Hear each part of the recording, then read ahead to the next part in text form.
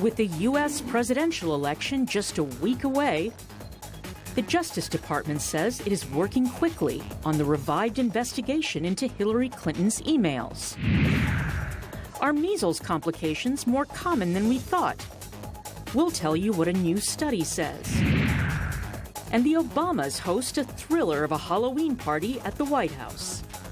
Africa 54 starts right now.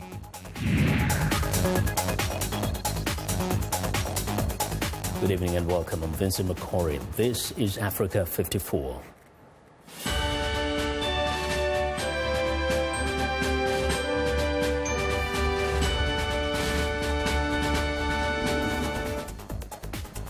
Well, in the battle for the White House, we begin with the dark cloud that continues to hover over the campaign of Democratic candidate Hillary Clinton. The U.S. Justice Department says it is working with the FBI to conduct a revived investigation into our emails as quickly as possible. FBI Director James Comey says law enforcement officials are examining a new batch of Clinton emails found on a computer during the probe into former Congressman Anthony Weiner. Weiner is the estranged husband of close Clinton aide Huma Abedin. He is accused of exchanging sexually explicit emails with a 15-year-old girl. Weiner and Abedin may have shared the same computer. Comey said investigators found emails that may be germane to their earlier probe into emails sent and received by Hillary Clinton when she was Secretary of State. The FBI ended the investigation back in July. Comey personally said that while Clinton was sloppy with the way she handled her emails, she did nothing criminal. Clinton challenged the FBI's new email inquiry during a campaign stop Monday in Ohio. First of all, for those of you who are concerned about my using personal email, I understand, and as I've said, I'm not making excuses. I've said it was a mistake and I regret it, and now they apparently want to look at emails of one of my staffers, and by all means, they should look at them. And I am sure they will reach the same conclusion they did when they looked at my emails for the last year. There is no case here. Republican presidential candidate Donald Trump, not surprisingly, welcomed Comey's decision, telling a rally in Michigan that it took a lot of guts. This is the biggest scandal since Watergate. Hillary Clinton wants to blame everyone else for her mounting legal troubles, but she has brought this situation onto herself. She's got nobody to blame but herself. Comey has so far given no information about what investigators found to spark the new probe, and its timing close to Election Day has left Democrats and many Republicans wondering what is going on. While the race for the White House has gotten tighter since the email controversy resurfaced, polls give Clinton as much as a 3-point lead over Trump nationwide. Well, the fallout from the Access Hollywood tape on which Republican nominee Donald Trump seemed to promote sexual assault and subsequent assault allegations has left Trump's female supporters in a new quandary during this election season. VOA's Catherine Gibson traveled to the key swing state of Florida to talk to voters from across party lines about the ways this campaign has changed America's discussion about women and politics. I'm going to come in and do a demo for you guys. For most of Amandia Craig's adult life, there has been a black president. Okay. And now that her life includes motherhood and running her own business, she says it's time for another historic change in the White House. We rule the world anyway.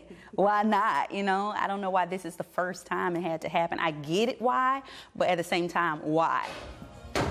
Craig is part of Central Florida's diverse mix of voters, a powerful group that will swing the vote Democratic or Republican in this key battleground state. Early voting numbers here in Florida show women are turning out in higher numbers than in the past. In an election often dominated by discussion of women's issues, they're powerful voices. I'd look her right in that fat, ugly face of hers. One of the many campaign ads aimed at women this election season resonated with Liz Johnson, originally a Bernie Sanders supporter. She says it's too easy to distill the race into the first female candidate versus a man accused of sexual assault.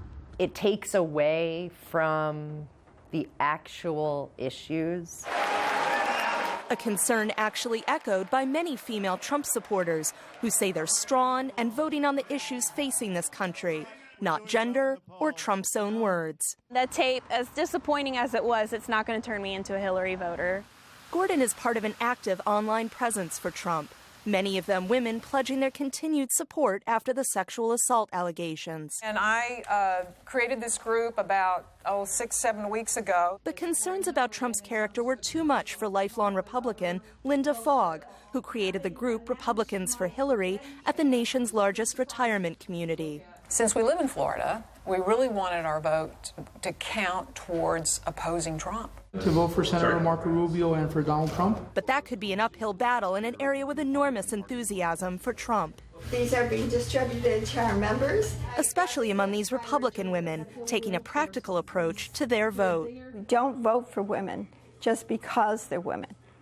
We're voting for the person we think can lead our country at one of the most critical times we could possibly be facing. A reminder of the high stakes in the state that could decide this election. Catherine Gibson in Central Florida, VOA News. Well, in the battle for Mosul, Iraqi commanders say coalition forces seeking to recapture the northern city of Mosul have broken through jihadist defense lines east of the city and are poised to enter the Islamic State stronghold. Now, Iraqi television reported clashes inside the once thriving city of nearly 700,000 residents, where it says locals are battling Islamic State fighters. Analysts say the fighting ahead is likely to be more difficult in the coming weeks, in part because of the city's captive civilian population and partly because civilians who have escaped, say, Islamic State fighters, have extensively rigged buildings and roadways in the city with explosives. Ivory Coast citizens are anxiously awaiting the results of a referendum held on Sunday to decide whether to approve a new constitution that President Alassane Ouattara argues will ensure peace in the wake of years of political turmoil. Opposition parties called for a boycott of the vote, arguing that the new text was designed to further entrench Ouattara's political coalition.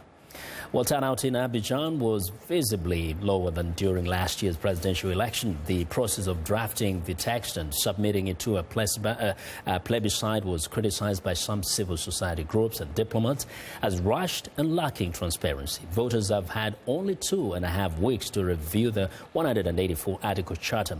The new constitution scraps the controversial clause that says presidential candidates' parents must both be natural-born Ivorians. Well, for more insight into the Ivorian vote, joining me in the studio is Nyaka Lagoke. He's a professor and a political analyst. Nyaka, hello and welcome to Africa 54 once again. Good morning and thanks for the opportunity. Yes. So we know that these results of the referendum were to be announced today, but they haven't done it up to this hour as we speak, right? Yes. Yeah. The question, though, is the low voter turnout. What is it that made the opposition call for a boycott? What was the problem with this referendum? Quickly, it took Mr. Ouattara to put together this project, 5 years. He announced in December 2015 that he was going to change the constitution.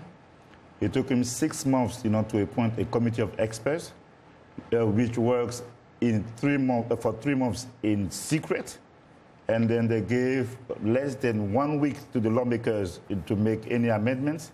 And they gave less than 2 weeks to the Ivorian people to go and vote for that constitution. And many of his supporters do not feel concerned, and they don't even know what the constitution is about. Mm-hmm. And then that's why, because of the lack of the public debate, and because the controversial articles needed to be debated by all parties, mm-hmm. and Mr. Ouattara avoided, certainly because he has a plan, to impose, that constitution on the people.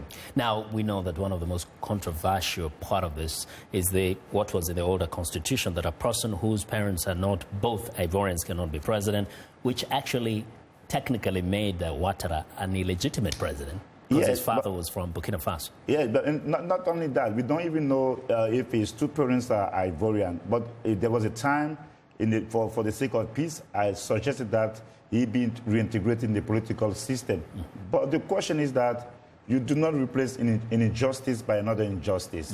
Mm-hmm. There are some people, and there are many in the country, who believe that the way your father and your mother have to be Ivorian, and you should not have Swiss citizenship, to run for president. And then Mr. Ouattara thinks that if you are one parent, you can run for president. I agree with that idea of having one parent, but you should not have Swiss citizenship. I believe that this should be in the constitution because of the attachment to the land that we can see everywhere. If Obama has taken the Kenyan citizenship, I don't think that American people will have voted, will have even accepted his candidacy. But this, you do not come and impose that on the people. People debate. And you try to, to build consensus around one that. of the biggest problems with this particular referendum was that people did not have a chance to debate, and therefore even those who have voted are few. But then, technically, it will pass, right? Yeah, so what happens after that? Well, I believe what I see is that, Mr. Ouattara did a very good thing because of his desire to impose this constitution. Now he has brought together the entire opposition, even the one that was collaborating with him, and he has brought together many of his supporters and many of Babu's supporters against him because of his anti-social measures and because Ivorians are not eating and people are hurting, people are suffering. But people are saying that one of the things it's done is revive the economy and really build the economy up to this point. No, this is the neoliberal understanding of economics. In Ivory Coast, people cannot eat. It is destroying slums, destroying people's businesses, giving people businesses to foreign companies and to the Lebanese. And this is a serious issue. So you see, Ivory Coast is a country that we need to watch the next year, and I believe that people will see that there is a strong possibility of a popular uprising against Mr. Ouattara. I'll be watching the country and remembering what you've just said as your last word there. Nyaka, thank you very much. Thank you very much, Vincent, for joining us. Well, Nyaka Lagoke is a professor of history and a political analyst. Well, I want to know what you think about Africa 54 and the stories we cover. Join the conversation on Facebook. The address is Africa54, and check out our headlines 24/7 on voaafrica.com. Find me on Twitter at VOA Vincent Makori. Coming up, the deadly effects of measles complications. Stay with us.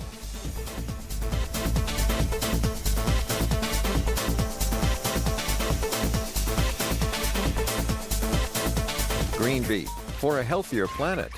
This intriguing animal is an okapi. Okapis may be the strangest looking animal you've never heard of, with zebra stripes across its rump and a giraffe-like face. The okapi is the only living relative of the giraffe. It's only found in the central northeastern tropical rainforest of the Democratic Republic of Congo. That's Dr. Noelle Campbell of the Zoological Society of London, speaking by Skype. She also works with the International Union for the Conservation of Nature, which is trying to provide greater protection for the okapi. They're losing their habitat due to agricultural expansion and activities like illegal mining. Breeding programs have produced a few offspring, one very recently at the Copenhagen Zoo. And there are actually a good number of okapi found in zoos around the world, particularly in the US and Europe, and they're all part of coordinated breeding programs. The IUCN estimates as much as a 50% decline of okapis in the past 24 years.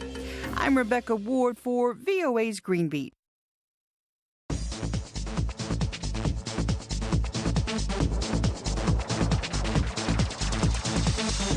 Welcome back. Now, Africa is facing a shortage of academics. The problem is made worse by the so-called brain drain from the continent. In some countries, universities can barely find enough professors to staff faculties. Others worry that they will run out of academics altogether. Now, the Partnership for Africa's Next Generation of African Academics, PANGIR, brings together 8 leading universities in East and Southern Africa to try and revive the continent's ailing higher education sector and attract young academics. Now, to tell us more, Cindy Lee Steenkamp joins us live via Skype from Stellenbosch University in Cape Town. Hi, Miss Stellenbosch. Miss Steenkamp. Thank you. Now, first, let's just, as briefly as you can, tell us, is this a major crisis, a lack of academics? Absolutely. We found that a majority of Africans who pursue their higher degrees to the global north tend to stay, and they bring their families over with them. So the brain drain has had a very severe impact on higher education in Africa. The high demand for access to higher education has then further perpetuated this sort of lack of supply of trained academics that we are able to retain on the continent. Now, we know that people are looking to survive, to make a living. How do you bring them back? How do you retain them when we know that academics are usually not as well paid in most parts of the continent? Well, it's difficult to bring them back. So what Pangia does is we are looking at Africa's next generation of academics. We've partnered with a number of higher education institutions on the continent. And what we do is we earmark and recruit and identify junior academic staff members already within the ranks at our partner institutions. And we put in several measures to both nurture, develop, and retain those intellectual resources. Now, even as you look forward to that and hoping you will get as many as possible, one of the criticisms that has been directed to many African countries is that they're training more and more social scientists, people in the arts and the humanities, and neglecting especially those fields that would be the engines of development. What do you say? Well, if you look at the funding model speaks otherwise. The arts, humanities, social sciences are very underdeveloped. They are very underfunded. While these are the sectors that are producing almost, 60% of the scientific output. And what we have to look at is a more holistic approach. Any science for society can't just look at one specific discipline or one specific science. The types of challenges that we tackle, HIV, AIDS, poverty, inequality, these are the type of challenges that require experts' input from multiple disciplines as opposed to just one sector. In few words, how do you attract people to universities? Like when you look at South Africa, there's so much turmoil at the local universities. Who wants to go there? Well, you'd be surprised. I think this is exactly what the protests are about. It's about access. And South Africa is definitely seen as one of the premier destinations on the continent.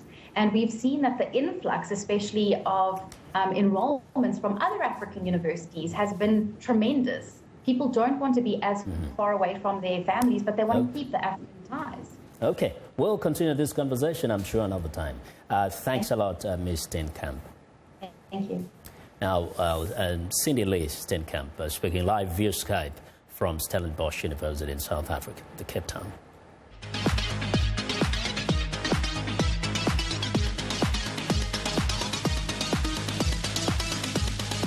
Well, it's time now for our health report, and joining us now is Africa 54 health correspondent Lino Mudu with some new information on measles. Hello, Lino. Hello, Vincent. New research conducted in the United States shows that measles is more serious than commonly thought. A deadly neurological disorder called subacute sclerosing penencephalitis, or SSPE, can strike children years after they've recovered from measles.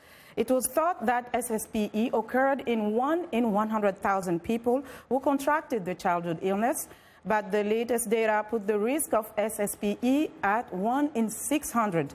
The measles vaccine, MMR, is usually administered in babies between 12 and 15 months of age. Infants who contract the illness before they are vaccinated are at highest risk for SSPE. Measles causes a sore throat, a runny nose, cough, and distinctive rash. Patients who are confronted with a diagnosis of having to undergo surgery have many concerns, including finding the right expert, the risks and safety of the surgery. I spoke to Dr. Kofi Derek Bohin, Associate Professor at Johns Hopkins Medical Institute and one of its lead surgeons. In part one of our interview, we discussed the work of a surgeon and the challenges of addressing surgeries and healthcare in some African countries. I'm a teacher, so when I go, I'm going to be training medical students and people who are training to be surgeons. And I'm a healer, so I'm taking care of people who come to me daily. But when we pin it down to what my specialty is, I do facial, plastics, and reconstructive surgery. So surgery limited to the face only. And it can be children born with congenital problems that you have to fix, or people who are deformed from car accidents, or people who, for the unfortunate circumstance of having had cancer removed, have to have a reconstructive surgery done. So that's probably about 50% of what I do. And then the rest will be finding ways to take brain tumors out or tumors that are hidden under the skull of the brain. So I combine sort of two expertise. So what would you say is one of the most challenging surgeries that you have to do? Challenging sometimes in terms of the length of surgery. Some surgeries can go up to 12 hours and you don't move. Most of them has to do with taking tumors out under the brain because there are so many important structures in a very small area, and if you move half a centimeter in the wrong way, you can kill someone. And usually you are on the edge throughout those testing moments. But the reward at the end is quite huge when you can walk to someone's family and tell them everything went well. What does it take to be a good surgeon? Of course, you have to go to school, to training and everything, but what other qualities do you think? But you have to look good doing it, meaning you do it without leaving telltale signs that you were ever there, so that when you're done, you are restoring function to the person, but not disrupting too much stuff. So patience is a big one, and I think practice and practice and practice is the other one. And more importantly, you shouldn't be very scared of looking at blood, which to me was the opposite, because I started off in life could not stand the sight of blood. Tell us what was one of the key moments that determined your career today. There was a telling experience that I had when I was in high school, boarding school, where one of our schoolmates got injured in a car accident, and we had to carry him as 16-year-olds to a hospital. And that was where a turning point really happened, that you find yourself with a schoolmate, helpless. You think he's going to die, and there's no help for that person. And all around you, there's pain and groaning and moaning, and not enough doctors to take care of. And that was an experience that I didn't like. And I said, I'm going to come back and change this.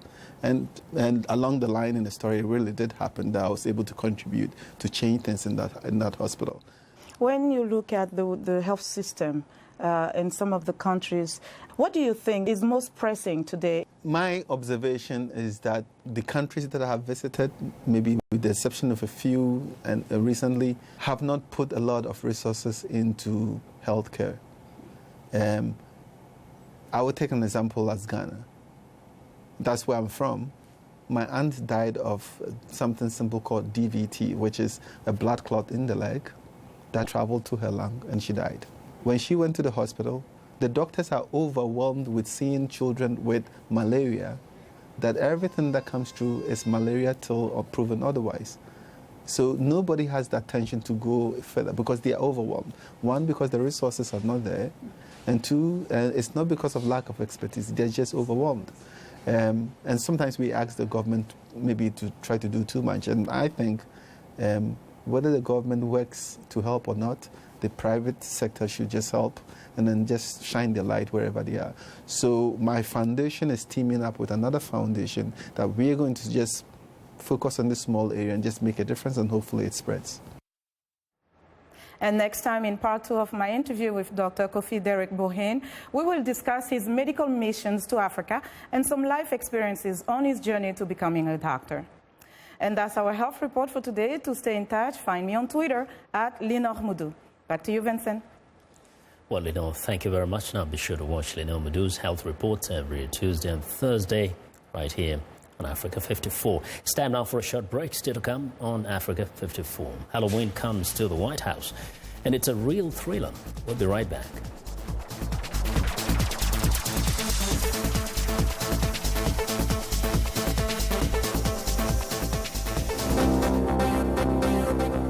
If you've just joined us, I'm Mariama Diallo, and here is a quick recap of today's headlines. In South Africa, opposition pushes for the release of a state report which alleges political interference by wealthy friends of President Jacob Zuma. France formally ends a peacekeeping mission in the Central African Republic, hailing it a success despite outbreaks of violence.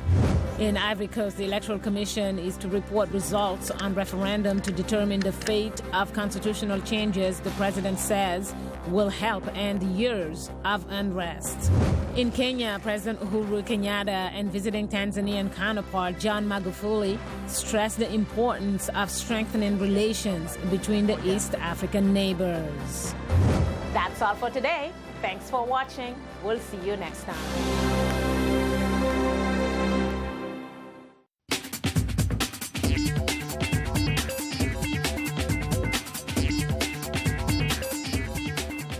Welcome back to Africa 54. I'm Haiti Adams Fitzpatrick. Would you be brave enough for the ultimate Halloween experience? Here's what's trending.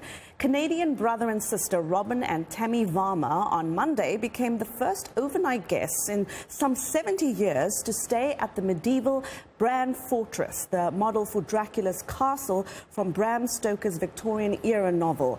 The Varmas won a contest run by vacation rental marketplace Airbnb, which listed Bran Castle for Halloween and received 88,000 entries in 10 languages.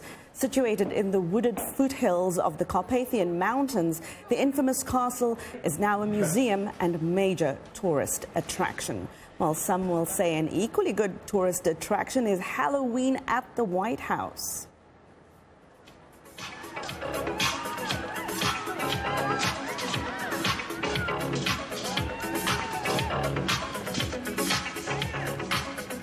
The Obamas hosted children and their families on Monday to celebrate their last Halloween in the White House. President Obama told guests it was the one day parents don't have to pay attention to First Lady Michelle Obama's healthy eating tips. He suggested that the later kids eat their candy, the better. The President and First Lady later handed out candy and snacks to trick-or-treaters dressed in their Halloween best. If only you could see how Vincent was dancing to Michael Jackson now. And finally, Kazakhstan is launching its own version of Game of Thrones.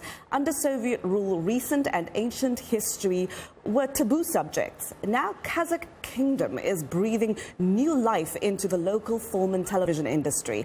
The show is based on the collapse of the Mongolian-ruled Golden Horde era and the creation of the Kazakh Khanate state over 500 years ago. The budget for season 1 is over $5 million, with most of the money coming from the state. A second series is already in the pipeline. If you're curious, the first season will be aired in December. And that, of course, is what is trending today. Vincent, it's back to you. Haiti, thank you very much. And that's our show for today. Now be sure to watch Africa 54 on our website at voaafrica.com for more news. Tune in to VOA's evening radio show, Africa News Tonight at 1800 UTC. And in the mornings today, Break Africa, that's between 0300 and 0600 UTC, Monday through Friday. Thanks a lot for watching. From all of us in Washington, have a good night.